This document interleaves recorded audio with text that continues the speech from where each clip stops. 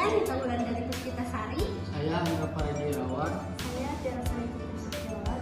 Di sini kami akan menampilkan sebuah video edukasi untuk memenuhi salah satu nilai praktikum steril. Selamat menyaksikan.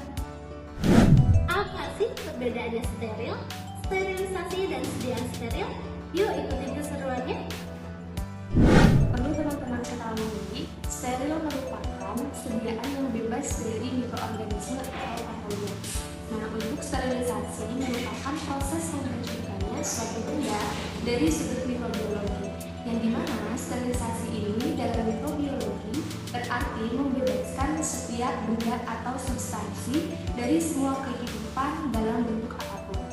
Nah, untuk sediaan steril ini merupakan sediaan yang bebas dari cemaran mikroba baik dari patogen maupun non-patogen, vegetatif maupun non-vegetatif dari suatu benda atau material.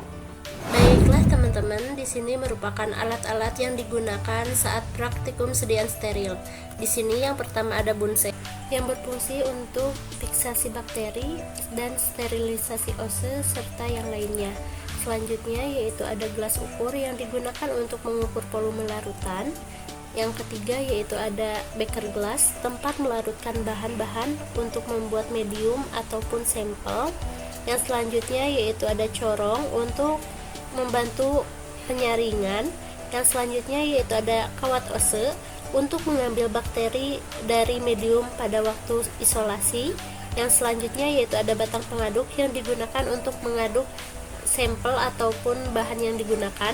Yang selanjutnya yaitu ada cawan Petri yang mana untuk menambahkan atau memelihara serta mengembangkan bakteri. Selanjutnya yaitu ada koloni counter di mana untuk menghitung jumlah koloni mikroba yang tumbuh pada medium agar atau tempatnya. Selanjutnya yaitu ada autoclave di mana autoclave ini merupakan alat untuk sterilisasi seperti alat-alat gelas dan media, yang mana untuk mekanismenya yaitu memasukkan uap melalui bagian atas sehingga udara tertekan ke bawah. Secara perlahan uap mulai banyak sehingga menekan udara semakin turun dan keluar melalui saluran di bagian bawah dan suhu meningkat. Untuk suhu yang digunakan pada alat autoclave ini yaitu 121 derajat Celcius selama 15 menit. Selanjutnya di sini ada inkubator yang digunakan untuk pengembangbiakan bakteri dengan suhu 37 derajat Celcius di mana didiamkan selama 1 kali 24 jam. Laminar Air Flow atau LAF adalah lemari kerja dengan aliran laminar yang menyediakan udara yang sedang tersaring di seluruh permukaan kerja untuk terhindar dari kontaminasi. Pada dasarnya, prinsip kerja laminar air flow ini sangatlah sederhana, yang dimana bekerja dengan menghirup udara dari luar, lalu dilakukan penyaringan hingga bersih dan dihembuskan di dalam ruang alat laminar air flow. Hembusan angin pada laminar air flow ini diharapkan bisa konstan atau stabil. Adapun prosedur dalam penggunaan laminar air flow ini, yang pertama hidupkan lampu UV selama 2 jam, selanjutnya matikan segera sebelum mulai bekerja. Pastikan kaca penutup terkunci dan pada posisi terendah. Lalu nyalakan lampu neon dan blower, lalu dibiarkan selama 5 menit. Lalu cuci tangan dengan sabun, lalu diusap ke permukaan interior LAF dengan alkohol 70% atau desinfektan yang cocok dan biarkan untuk menguap. Lalu dimasukkan alat dan bahan yang akan dikerjakan, jangan terlalu penuh karena dapat memperbesar risiko kontaminan. Lalu atur alat dan bahan yang telah dimasukkan ke LAF sedemikian rupa sehingga efektif dalam bekerja dan tercipta areal yang benar-benar steril. Yang selanjutnya yaitu alat neraca analitik yang digunakan untuk menimbang bahan.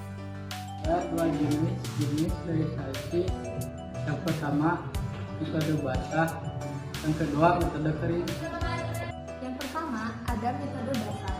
Metode sterilisasi secara basah dilakukan menggunakan autoclave yang dioperasikan dengan uap air di bawah tekanan. Metode ini adalah yang pertama peralatan yang terbuat dari plastik berkualitas seperti polipropilen. Yang kedua peralatan yang terbuat dari kaca seperti botol kultus, gelas beker, dan pipet. Suhu dan tekanan standar yang dibutuhkan pada proses sterilisasi menggunakan autoclave ini dilakukan pada suhu tinggi untuk periode waktu yang singkat. Yang kedua ada metode sterilisasi secara kering. Sterilisasi ini membutuhkan waktu pemaparan yang lebih lama dan suhu yang lebih tinggi dibandingkan dengan sterilisasi menggunakan metode basah. Hal ini relatif tidak efisien, tetapi akan sangat berguna ketika digunakan untuk menghilangkan air pada peralatan dan sterilisasi pada peralatan yang terbuat dari logam. Peralatan yang terbuat dari logam apabila disterilisasi menggunakan metode basah akan menyebabkan peralatan tersebut mudah berkarat dan menjadi tumpul. Peralatan yang dapat disterilisasi menggunakan metode ini adalah peralatan yang terbuat dari kaca, seperti cawan Petri, pipet, tabung reaksi, dan botol kultur.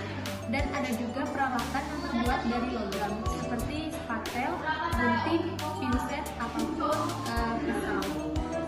Baik teman-teman, adapun macam-macam volume sediaan steril terbagi menjadi dua. Yang pertama yaitu volume kecil dan yang kedua adalah volume besar, di mana untuk volume kecil merupakan sediaan obat steril yang dikemas dalam botol 100 ml. Untuk wadahnya itu adalah ampul atau vial. Sedangkan untuk volume besar merupakan sediaan obat steril yang mengandung obat dikemas dalam wadah 100 ml atau lebih. Contohnya adalah botol infus. Cukup sekian video yang bisa kami tampilkan. Mohon maaf atas segala kekurangan dan kesalahan. Buat teman-teman jangan lupa buat like, Komen. dan subscribe. Wassalamualaikum warahmatullahi wabarakatuh.